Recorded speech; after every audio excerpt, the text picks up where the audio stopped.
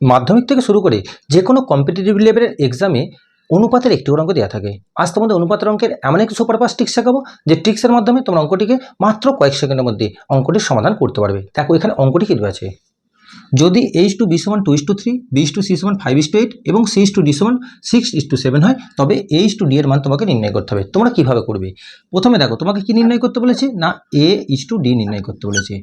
এখন তোমরা কি করবে না এই অনুপাতগুলোর পুরো পদ অর্থাৎ প্রথম সংখ্যাগুলো দেখো 2, 5 এবং 6 এগুলো গুণাকারে প্রথমে লিখে নাও। 2, 5 এবং 6 গুণাকারে লিখলে এবার একটা অনুপাত চিহ্ন দাও।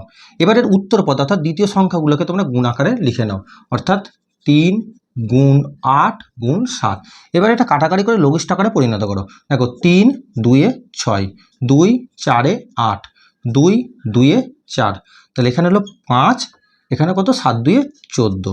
তাহলে এই অঙ্কটা তোমরা যদি বুঝতে পারো তাহলে এই অঙ্কের উত্তর কত হবে তোমার উত্তর কমেন্ট বক্সে জানাও। ভিডিওটি ভালো লাগলে লাইক করো এবং এই জাতীয় নিত্যনতুন ভিডিও টিপস পেতে অবশ্যই চ্যানেলটিকে সাবস্ক্রাইব করো।